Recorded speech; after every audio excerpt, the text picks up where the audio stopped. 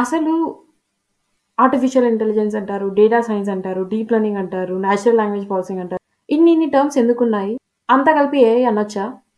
ఒకవేళ అంతా ఏఐ అయితే ఏఐ అనే నేమ్ చేయొచ్చు కదా! ఎందుకు సెపరేట్ ఫీల్డ్స్ అయ్యాయి? ఎందుకు సెపరేట్ నేమ్స్ ఉన్నాయి? అనే డౌట్ ఎప్పుడైనా మీకొచ్చిందా? అలా డౌట్ మీకేమన్నా ఉంటే ఈ వీడియో మీకోసమే తయారు చేశాను. Hope it will help you. మనం ఇప్పుడు ఒక కార్‌ని డ్రైవ్ చేసుకుంటూ రోడ్‌లో వెళ్తున్నాం. రోడ్‌లో వెళ్తున్న సమయంలో ఒక మనిషి అక్కడ రోడ్ క్రాస్ చేస్తూ మనకు కనిపించారు. మనం ఇప్పుడు ఫాస్ట్‌గా కార్ డ్రైవ్ చేసుకుంటూ వెళ్ళినా, బ్రేక్ వేయకపోయినా యాక్సిడెంట్ జరిగే ప్రమాదం ఉంది. మనం మనుషులం కాబట్టి, మనకు ఆలోచించే శక్తి ఉంది కాబట్టి, మనం ఏం చేస్తాం? దానికి అనుగుణమైన డెసిషన్‌ని తీసుకుంటాం. ఏ విధంగా అయితే మనకు ట్రాఫిక్ రూల్స్ వచ్చినప్పుడు రెడ్ లైట్ అంటే స్టాప్ అవ్వాలి, గ్రీన్ లైట్ అంటే వెళ్ళాలి అని డెసిషన్ తీసుకునే శక్తి మనకుందో, అలాగే ఒక మిషన్‌ని హ్యూమన్ యొక్క ఇంటెలిజెన్స్ ఉండే విధంగా డిజైన్ చేయబడి, మనుషులు చేసే యొక్క టాస్క్స్‌ని మిషన్ చేసే విధంగా డిజైన్ చేయబడ్డాన్ని ఆర్టిఫిషియల్ ఇంటెలిజెన్స్ అంటారు. ఆ మిషన్ ప్రాబ్లమ్‌ని సాల్వ్ చేయగలదు, చూసిన దాన్ని అర్థం చేసుకోగలదు, తొందరగా రీజన్ చేయగలదు, మనుషులు మాట్లాడే యొక్క భాషని అర్థం చేసుకోగలదు. మనుషులు ఏ విధంగా అయితే బిహేవ్ చేస్తారో అలా బిహేవ్ చేసే విధంగా తయారు చేయడాన్నే ఆర్టిఫిషియల్ ఇంటెలిజెన్స్ అంటారు. ఆర్టిఫిషియల్ ఇంటెలిజెన్స్‌లో చాలా టెక్నాలజీస్ ఉన్నాయి. Like machine learning, natural language processing, computer vision, robotics. నాకొక ఈమెయిల్ వచ్చింది. నాకొచ్చిన ఈమెయిల్ స్పామ్ ఈమెయిలా, లేకపోతే ప్రమోషనల్ మెయిలా, లేకపోతే ప్రైమరీ మెయిలా అనేది జీమెయిల్ ఎలా డిసైడ్ చేయగలుగుతుంది? నాకు ప్రీవియస్‌గా వచ్చిన ఈమెయిల్స్‌ని నేను ఏ ఈమెయిల్స్‌నైతే స్పామ్ ఈమెయిల్స్‌గా ట్యాగ్ చేసుంటానో, అలాంటి ఈమెయిల్స్‌ని ఆటోమేటిక్‌గా అది స్పామ్ ఫోల్డర్‌లోకి పంపించేస్తుంది. ఏ విధంగా ఇది సాధ్యమవుతుంది అంటే మెషిన్ లెర్నింగ్ వల్ల. మెషిన్ లెర్నింగ్ అనేది సబ్‌సెట్ ఆఫ్ ఏఐ అన్నమాట. దీంట్లో మిషన్స్ ఏం చేస్తాయంటే, మనం ఇచ్చిన డేటాని అర్థం చేసుకొని, దీంట్లో ఉండే ప్యాటర్న్స్‌ని అర్థం చేసుకొని, అలాగే మనం కంటిన్యూయస్‌గా ఇచ్చే డేటాని తీసుకుంటూ, ఇంప్రూవ్ చేసుకుంటూ ఆ అల్గారిథమ్‌ని కంటిన్యూయస్‌గా బెటర్ రిజల్ట్స్‌ని ఇయ్యడానికి ట్రై చేస్తుంది. మనం దీన్ని ఏం ప్రోగ్రామ్ చెయ్యం. మెషిన్ లెర్నింగ్ దానంతట అదే ప్యాటర్న్స్‌ని డిటెక్ట్ చేసి డెసిషన్స్ తీసుకుంటుంది ఆ డేటా పైన. దీన్నే మెషిన్ లెర్నింగ్ అని అంటారు. నా దగ్గర థౌసండ్స్ ఆఫ్ ఇమేజెస్ ఉన్నాయి. థౌసండ్స్ ఆఫ్ ఇమేజెస్‌ని నేను ఒక మోడల్‌కి ఫీడ్ చేశాను. మోడల్ ట్రైన్ చేశాను. థౌసండ్స్ ఆఫ్ ఇమేజెస్‌ని చూసిన తర్వాత నేను ట్రైన్ చేసిండే ఒక మోడల్ ఇప్పుడు నన్ను ఒక వీడియోలో కానీ, ఒక ఫోటోలో కానీ చూసి నేను జ్యోతి అని డిటెక్ట్ చేయగలదా? అవును, డిటెక్ట్ చేయగలదు. ఏ విధంగా చేయగలదు?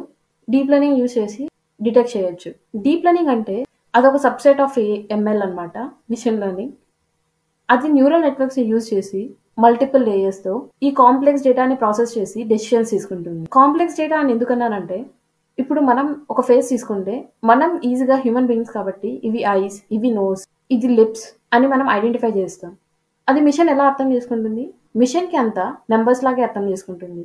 మన ఫేస్ అనేది ఒక ఫీచర్స్ లాగా తీసుకొని డిఫరెంట్ నంబర్స్ లాగా ఐడెంటిఫై చేసి, అది కాంప్లెక్స్ డేటా లాగా తీసుకొని, దాన్ని ఒక ఫీచర్ లాగా తీసుకొని, ఈ కాంప్లెక్స్ డేటాని మల్టిపుల్ యొక్క లేయర్స్ ద్వారా న్యూరల్ నెట్వర్క్స్ ద్వారా పాస్ చేసి ట్రైన్ చేస్తే ఒక మోడల్ అనేది వస్తుంది. దాన్నే ఈ ఎంటైర్ ప్రాసెస్‌ని డీప్ లెర్నింగ్ అంటారు.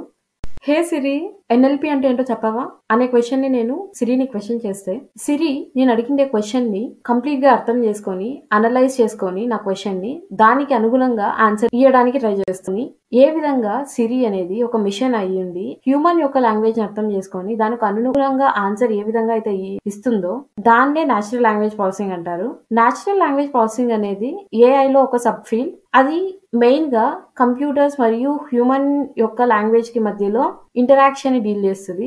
నేచురల్ లాంగ్వేజ్ ప్రాసెసింగ్ మెషిన్స్‌కి మనుషులు మాట్లాడే ఒక భాషని అర్థం చేసుకొని, దానికి అనుగుణంగా రెస్పాన్స్ ఇవ్వడానికి ట్రై చేస్తాం. నేచురల్ లాంగ్వేజ్ ప్రాసెసింగ్ అప్లికేషన్స్ కనుక మనం తీసుకున్నట్లయితే, మిషన్ ట్రాన్స్లేషన్ అంటే నాకు ఈ ఇంగ్లీష్ నుండి తెలుగులోకి కన్వర్ట్ చేయి, తెలుగులో నుండి హిందీలోకి కన్వర్ట్ చేయి, ఇలాంటి ట్రాన్స్లేషన్స్. సెంటిమెంట్ అనాలిసిస్ అంటే ఇప్పుడు ఏదైనా ఒక కండిషన్ ఇచ్చి ఇది పాజిటివ్ గా ఉందా, నెగటివ్ గా ఉందా, లేకపోతే న్యూట్రల్ గా ఉందా ఈ స్టేట్మెంట్. మరియు టెక్స్ట్ సమ్మరైజేషన్. టెక్స్ట్ సమ్మరైజేషన్ అంటే మనకి ఇప్పుడు ఒక 2 pages ఆఫ్ కంటెంట్ ఉంది. ఈ 2 pages ఆఫ్ కంటెంట్ ని నాకు సమ్మరీ కావాలి, జస్ట్ ఒక 200 lines. మరియు చాట్ బోర్డ్స్. దీనిలలో ఎన్ఎల్పిని యూజ్ చేస్తారు. ఎన్ఎల్పి వచ్చేసి మనుషులు మాట్లాడే ఒక భాషని చాలా డీప్ గా అర్థం చేసుకొని, ఆ కంటెక్స్ట్ ఏమి, ఆ మీనింగ్ ఏమి, ఆ స్ట్రక్చర్ ఏమి అనే దాని మీద గుర్తు పెట్టుకొని బాగా అనలైజ్ చేసి మనుషులకి రిప్లై ఇస్తుంది వాళ్ళు అడిగిన క్వశ్చన్. ఇదే నేచురల్ లాంగ్వేజ్ ప్రాసెసింగ్ అని అంటారు. ఒక షాప్‌కి 1000 కస్టమర్స్ రోజు వస్తున్నారు. రోజు వస్తుంటే ఆ 1000 కస్టమర్స్‌లో 900 కస్టమర్స్ రోజు మిల్క్ ప్యాకెట్స్ తీసుకుంటున్నారు ఆ షాప్ నుంచి. వాళ్ళు ఆ షాప్‌ని ఒక 2, 3 ఇయర్స్ నుంచి పెట్టుకున్నారు. ఆ డేటాని కలెక్ట్ చేస్తూ ఉన్నారు. రెగ్యులర్‌గా ఆ షాప్ నుంచి 900 మిల్క్ ప్యాకెట్స్ అనేవి సెల్ అవుతున్నాయి. ఆ షాప్ ఓనర్ ఏం చేశాడంటే, అంటే నా దగ్గర ఇంత డేటా ఉంది. నా షాప్‌కి రోజు 1000 నంబర్ ఆఫ్ కస్టమర్స్ వస్తున్నారు. 900 మిల్క్ ప్యాకెట్స్ అనేది గ్యారంటీగా నా షాప్‌లో ఉండాలి. అలా ఉంటేనే ఓవర్ స్టాక్ లేకపోతే అండర్ స్టాక్ అనే సిట్యుయేషన్ రాకుండా నా కస్టమర్ సాటిస్ఫై అయితారు నా వల్ల. నా షాప్‌కి రోజు వస్తారు. నేను ఏ కస్టమర్‌ని కోల్పోను అనే ఆలోచనతో ఏ విధంగా అయితే షాప్ ఓనర్ డెసిషన్ తీసుకుంటున్నాడో దీన్నే డేటా సైన్స్ అంటారు. డేటా సైన్స్ అనేది చాలా పెద్ద ఫీల్డ్. ఒక డేటా నుంచి నాలెడ్జ్‌ని ఎక్స్ట్రాక్ట్ చేసి, ఆ నాలెడ్జ్ వల్ల యాక్షనబుల్ ఇన్‌సైట్స్ తీసుకోవడం ఈ డేటా మీద దీన్నే డేటా సైన్స్ అంటారు. డేటా సైన్స్‌లో ఏవి యూజ్ చేస్తారంటే statistics, computer science, domain knowledge ఇవన్నీ యూజ్ చేసి ఆ వాస్ట్ అమౌంట్ ఆఫ్ డేటా మీద ప్యాటర్న్ ఏంటి? ఇది ఏమైనా అర్థం చేసుకునే ప్యాటర్న్ ఉందా? అంటే మిల్క్ ప్యాకెట్స్ కొంటున్నారంటే షుగర్ ప్యాకెట్స్ కూడా కొంటున్నారా? దీనికి రిలేషన్ ఏమి? అని మన దగ్గరున్న డేటాని బట్టి డెసిషన్ తీసుకోవడాన్నే డేటా సైన్స్ అని అంటారు. ఈ డెసిషన్ తీసుకోవడం వల్ల బిజినెసెస్‌కి చాలా హెల్ప్‌ఫుల్ అవుతుంది. మెయిన్‌గా మనం గనక చూసినట్లయితే డేటా సైంటిస్ట్ ఏం చేస్తారంటే డేటాని కలెక్ట్ చేసి, ఆ డేటాని క్లీన్ చేసి, రిఫైన్ చేసి, ఆ రిఫైన్ చేసిన డేటా నుంచి అనలైజ్ చేసిన తర్వాత లోతుగా అర్థం చేసుకొని, ఓకే. నేను ఇంత డేటాని అనలైజ్ చేసి దీంట్లో దీనికి రిలేషన్ ఉంది. ఈ 2 గ్యారంటీగా ఉండాలి మన షాప్‌లో. మన షాప్‌లో ఉంటే ఈ ప్రొడక్ట్స్ అనేది ఖచ్చితంగా కొంటారు కస్టమర్స్. మనం ఈ ప్రాబ్లమ్‌ని సాల్వ్ చేస్తున్నాము. మనకున్న ఈ డేటాతో. అది మనకు యూజ్‌ఫుల్ అవుతుంది.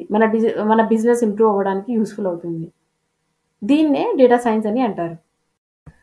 మనం ఇప్పుడు సమ్మరీ గనుక చూసినట్లయితే ఏఐ అనేది broadest field. It focuses on mimicking human intelligence in machines. NLP is a specialized area within AI that focuses on language, both written and spoken, to enable human computer interaction.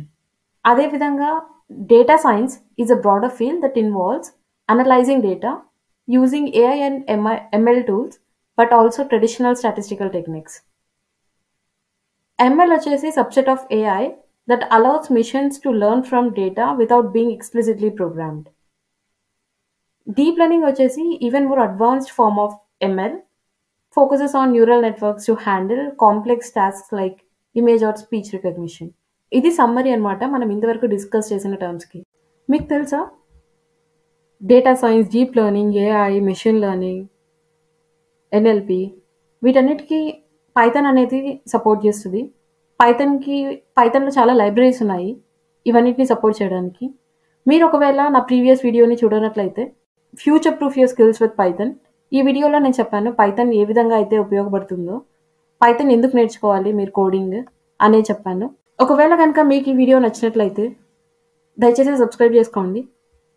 అలాగే like చేయండి, comment చేయండి.